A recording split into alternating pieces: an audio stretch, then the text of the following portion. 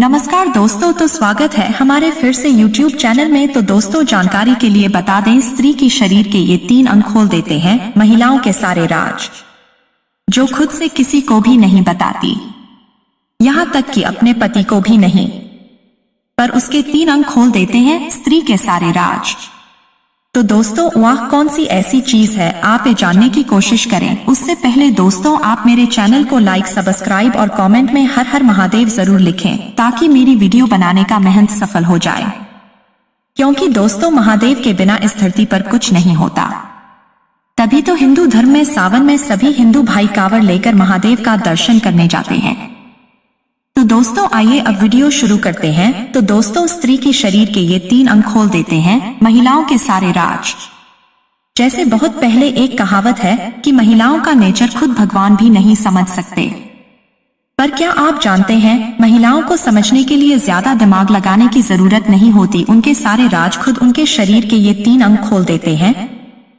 अगर आप भी अपनी किसी महिला मित्र के बारे में कुछ जानना चाहते हैं, तो बस उनके शरीर के इन 3 हिस्सों पर एक नजर डाल लीजिए। महिलाओं के चेहरे का सबसे आकर्षक अंग होता है उसके होंठ। किसी भी महिला के होंठ देखकर आप उसके स्वभाव और व्यक्तित्व के बारे में पता लगा सकते हैं। लाल, पतले, चिकने और अच्छी शेप वाले होंठों की महिलाएं अपने स्वभाव से बेहद सेक्सी और अपने पति का प्यार पाने वाली होती हैं। ऐसी महिलाओं की शादीशुदा लाइफ काफी अच्छी होती है। वहीं अगर जिन महिलाओं के निचले होंठ मोटे और काले होते हैं, वो जल्द अपने पति को खो सकती हैं। ऐसी महिलाएं जिनकी ठोड़ी पर डिंपल हो, वो नेचर से काफी खुशमिजाज और वफादार मानी जाती हैं। ऐसी महिलाएं स्वभाव से काफी दयालु भी होती हैं। जबकि जिन महिलाओं की ठोड़ी गोल होती है, उन्हें काफी भाग्यवान माना जाता है। लंबी ठोड़ी वाली महिलाएं सांसारिक सुखों की तरफ जल्दी आकर्षित हो जाती हैं, इसलिए उनकी गिनती चरित्रहीन महिलाओं में की जाती है। व्यवस्थित धनुष आकार वाली भौहें जिन महिलाओं की होती हैं, उनकी गिनती सुंदर और चरित्रवान स्त्रियों में की जाती है। जबकि इसके विपरीत सीधी, लंबी और मोटी टूटी हुई भौं अच्छी नहीं मानी जाती। जिन महिलाओं के नाक के ऊपर दोनों तरफ से भौं मिलती है, ऐसी महिलाओं को पति का सुख ज्यादा समय नहीं मिलता। यह विधवापन का संकेत होता है। स्त्री के पैदा होने से लेकर मृत्यु तक मानव शरीर की में कई परिवर्तन होते हैं। हमारे हाथ, पैर, बाल, शरीर का आकार सब कुछ विकसित होता है।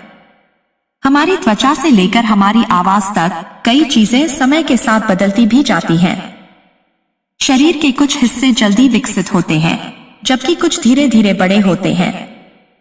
लेकिन मानव शरीर के 3 अंग ऐसे भी होते हैं जो जन्म से लेकर आखिरी समय तक कभी नहीं बढ़ते। शरीर के ये अंग हमेशा उसी अवस्था में रहते हैं जैसे वह जन्म के समय होते हैं। यानी एक स्त्री के पैदा होने से लेकर एक स्त्री की मृत्यु तक शरीर के ये 3 अंग हमेशा वैसे के वैसे ही रहते हैं। आइए विस्तार से बताते हैं आपको वो अंग कौन कौन से हैं। ओसिकल्स कान के भीतर पाई जाने वाली 3 छोटी हड्डियों का एक समूह होता है। कान की संरचना में पाए जाने वाली ये ओसिकल्स जन्म के बाद मानव शरीर में कभी विकसित नहीं होती। ये जन्म के साथ ही पूर्ण रूप से विकसित होती हैं। इनका आकार लगभग 3 मिलीमीटर का होता है। ओसिकल्स मनुष्य के दोनों कानों में पाई जाती है। मनुष्य की मृत्यु तक इनका आकार कभी विकसित नहीं होता है। दूसरे शब्दों में कहें तो कान में इनके विकसित होने के लिए कोई जगह ही नहीं होती। ओसिकल्स के बिना सही से सुन पाना संभव नहीं है। अगला अंग है आंखों की पुतली, जो मनुष्य के जन्म के साथ ही पूर्ण विकसित होती है। बच्चे के जन्म के समय जो आप उनकी आंखों का आकार देखते हैं, आगे चलकर भी आंख की पुतली का आकार उतना ही होता है। यानी ये अंग भी जन्म के साथ ही पूर्ण रूप से विकसित होता है और मृत्यु तक इसी आकार में रहता है। आपके दांत भी मानव शरीर का एक ऐसा हिस्सा है जो जन्म से लेकर एक निश्चित उम्र तक ही विकसित होते हैं। इसके बाद दांत नहीं बढ़ते हैं। बागेश्वर धाम सरकार के कहना है कि सामान्य तौर पर जब स्त्री पैदा होती है, तो लगभग 6 महीने की उम्र से ही बच्चों के दांत आने की प्रक्रिया शुरू हो जाती है और 8 से 10 साल तक सामान्य दांत आ जाते हैं। सबसे आखिरी दांत होता है अकलदार, जो 18 से 20 साल की उम्र तक निकलता है। हालांकि कई लोगों में ये 24 की उम्र तक भी आता है और कई लोगों के नहीं आती है। इस उम्र के बाद दांत विकसित नहीं होते।